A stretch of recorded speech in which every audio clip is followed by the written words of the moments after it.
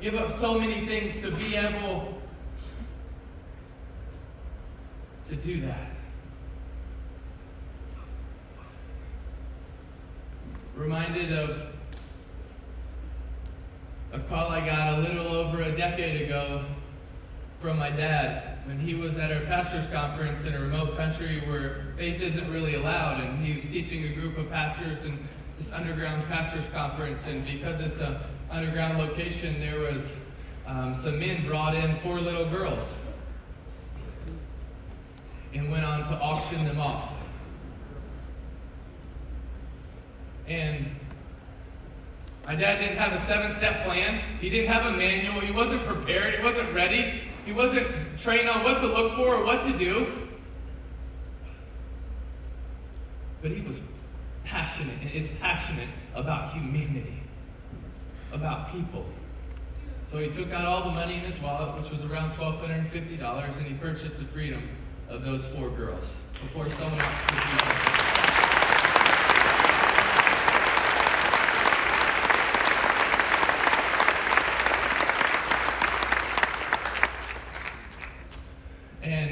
And then Dad calls me and is like, "Hey Dad, how's the trip going?" He's like, "Oh, it's going pretty good." I'm like, "What are you up to?" He's like, I just bought 4 girls."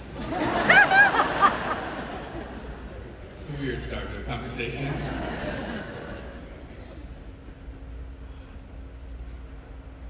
But why do I share that story? One, because it's a good visual of what passion looks like. And it's also a good visual of what it doesn't. So who else was at the table with my dad? A group of pastors. Do you know how many of them raised their hand and say, hey, let me split it, let me help, let me figure out the next location, let me figure out where we could hide the girls, let me figure out the next home for them? Not one.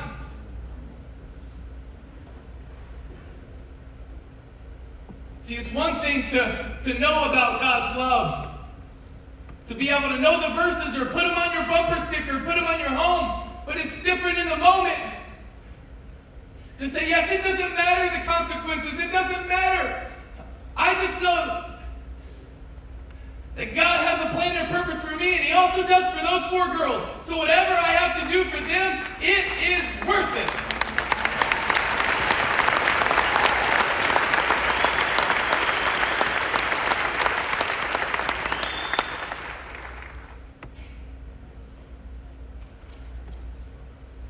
But according to that definition, to care so much for something that you're willing to suffer for it, do you know what's probably the most disappointing thing about my life? Is if I was to answer that honestly, what have I been most passionate about in my life? The answer would have to be a game. Because I've given up more time to make a team or to win a game. I've given up more relationships, more friendships.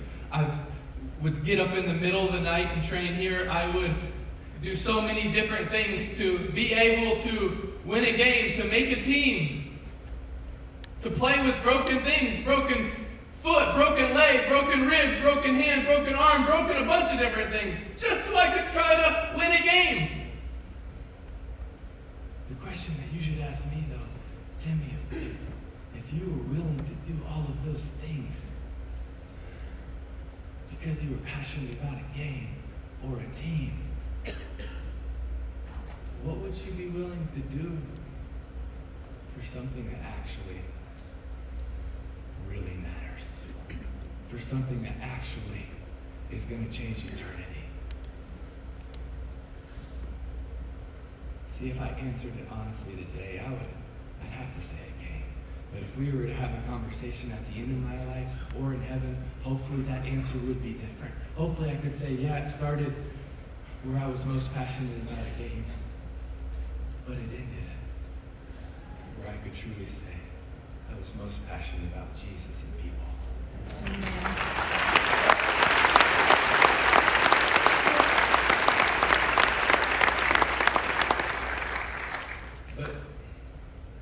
You know what makes it really, really hard? is that it's so easy to lose perspective. It is just so easy. So the third thing, and how I want to encourage you to search life God's way, is to fight to keep perspective. And I literally mean that. It is a fight to keep perspective. Because you know what's going to happen? Monday is going to show up. And there's all these things that are going to be thrown in front of you. And so many of them are going to derail you. 1 degree at a time. And all of a sudden, man, I was so encouraged. I was inspired at Life Search. I heard all these different people, and man, I was on track. But then Monday and Tuesday and Wednesday, and I just slowly started to move off track. You know what, guys? I think it's probably one of the easiest temptations for me is to lose perspective. It can happen on a Saturday afternoon watching sports. There's only 2 rooms that I really have any say in our home.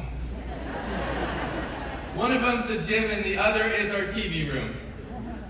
Isn't that right, Demi? My wife's right here. She's shaking her head no, but it's a true story.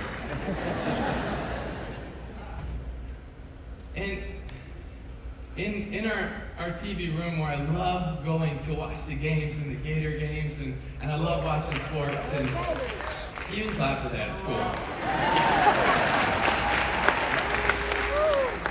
I've also been really frustrated the last few years. But we'll pray for him.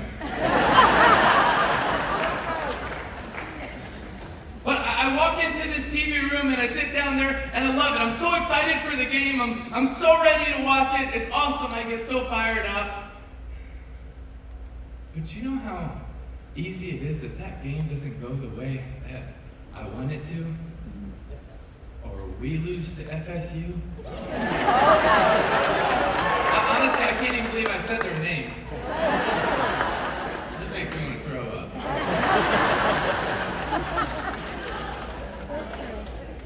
But I say that jokingly and we laugh, but we all know that's a reality for many of us.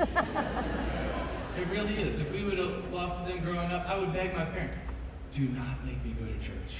I can't face them.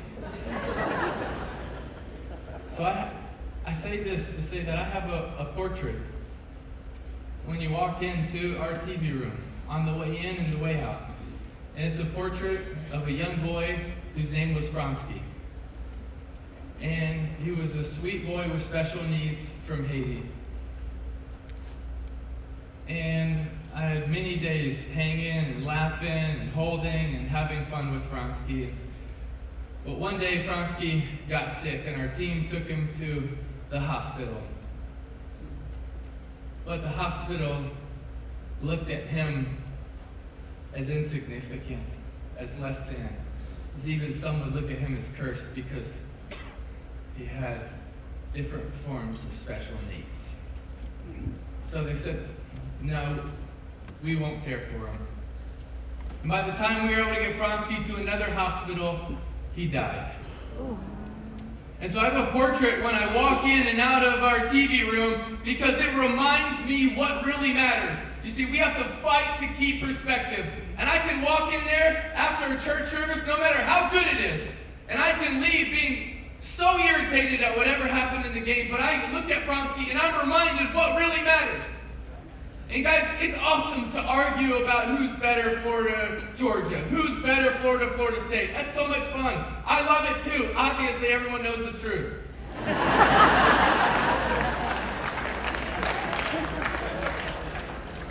But as passionate as we can get about it,